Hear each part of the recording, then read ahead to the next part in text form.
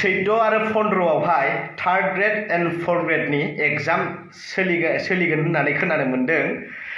आदै मादैमोनहाबो ओरैबायदि गोग्गाथाव आंना फिसाज्ला फिसाजोआहाय। हाय हेल' लोगोफोर, आंनि मोनसे गोदान भिडिअ नोंथांमोनखौ फिन खेबसे बरायहरनाय थाबाय। आं दायो नोंथांमोननि सेरावहाय फिन खेबसे गोदान भिडिअ लानानै फैलायबाय ना लोगोफोर। थ' लोगोफोर जायखियानो जादोंला जेरै नोंथांमोना बे भिडिअखौ सोरनिबा इउटुब चेनेलफोरावहाय नङाब्ला फेसबुकफोरावहाय नुखाबायबो जानो हागौ आरो ना लोगोफोर। नुवाखैब्ला आंनि चेनेलनि गेजेरजों भिडिअखौल' जोबजासिम नायबाय थाबानो जाबाय, नङा होमबा लोगोफोर। थ' लोगोफोर नोंथांमोननि सेरावहाय आरो आं दायो बांद्राय गोबाव पेक बुखोबाय थालासै, सिदा डिसक्लेमारखौ लागिरदेरना होलांदोनोसै। नोंथांमोनाल' भिडिअखौ जोबजासिम नायलांदो, स्किप खालामाजासे थौदो नायलांदो।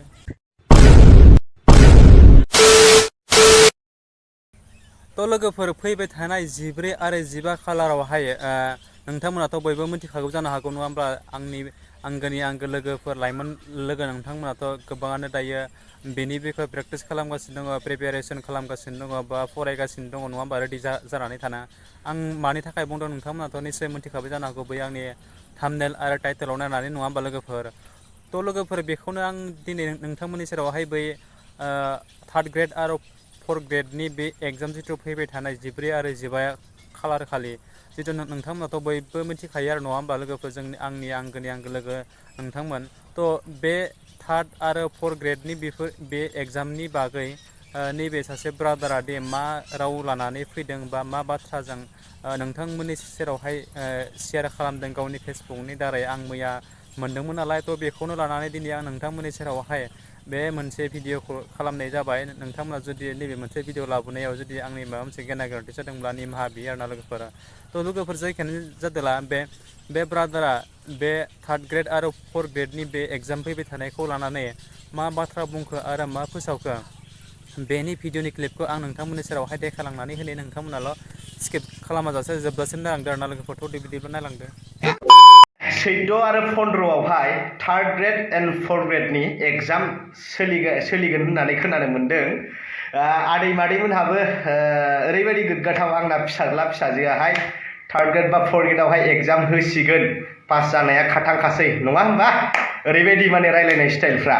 आरे खोनासं आदै मादैमोन, बै सारायखौ सुनानै नोङो अदाबाव जाननानै मैगंखौ हानानै सोमबाल' बा मैगंखौ हानानै होसनबाल' बियो ओंख्रि जाया, मिथिबाय। बेवहाय जिरा मस्ला फानलु गासिबो होनांगोन, अब्लासो ओंख्रि जागोन बियो मोनसे।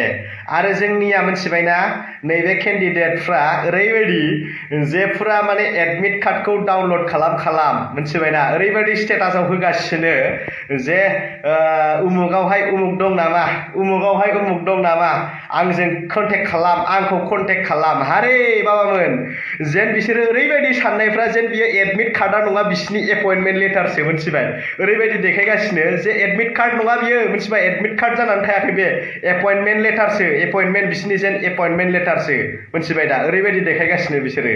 आरे बुजिबाय दा, साननानै नाय बाबामोन, मिथिबाय दा। ओरैनो आं होनबाय थादों ओंख्रि जाया, मिथिबाय। बेवहाय जिरा मस्ला फानलु संख्रि होनो रोंनांगोन, बुजिबायना। बे नोंसिनि एडमिट कार्डखौ मा होनो बियो एपइन्टमेन्ट बायदि ओरैजाय स्टेटास होनानै ओरै सोर दं होनबानो बेहाय ओंख्रि जानानै थांनाय नङा बे बाबा। बुजिनानै ला आं मा होननो नागिरदों, बुजिदों।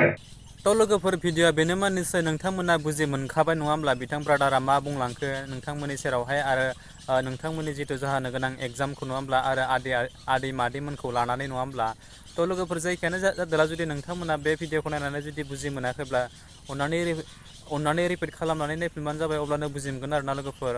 थ' आंबो बेनि गेजेरावनो जुदि नोंथांमोननि सेरावहाय माबा मोनसेखौ बाथ्राखौ शेयार खालामनो होननानै सानदों आरो ना।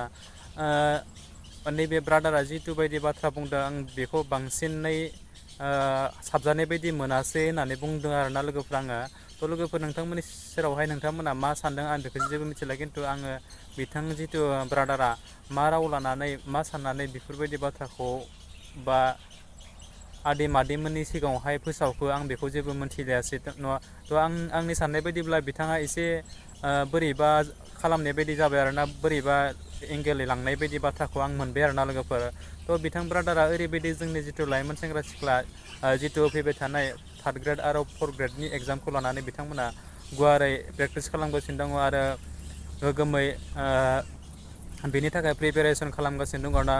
बेनि बागै बिथाङा अननानै थुलुंगासो होनांगौमोन आरो ना लोगोफोर। थ' बिथाङा एसे बोरैबा जावनाय बायदि लेभेलाव लांनाय बायदि नांदों आरोना लोगोफोर। थ' लोगोफोर जायखियानो जादोंला जुदि नोंथांमोना मा सानदों आं बेखौ जेबो मिथिला, नोंथांमोना बिनि बागै मा सानदों कमेन्ट खालामबानो जाबाय आरोना लोगोफोर। थ' लोगोफोर नोंथांमोना बे भिडिअखौ नायनानै जुदि मोजां मोनदोंब्ला अननानै आंनि चेनेलाव, जुदि नोंथांमोना गोदानब्ला अननानै आंनि चेनेलखौ साबस्क्राइब खालामदो, लोगोसे लाइक कमेन्ट एन्ड शेयार खालामदो आरो जोबनायाव बेल आइकनखौबो दाबायना होदो, जाहाथे आं आरो बेफोरबायदि गोदान भिडिअ लाबोयोब्ला नोंथांनियाव गिबियै नटिफिकेसना थांनाय बायदि आरोना लोगोफोर।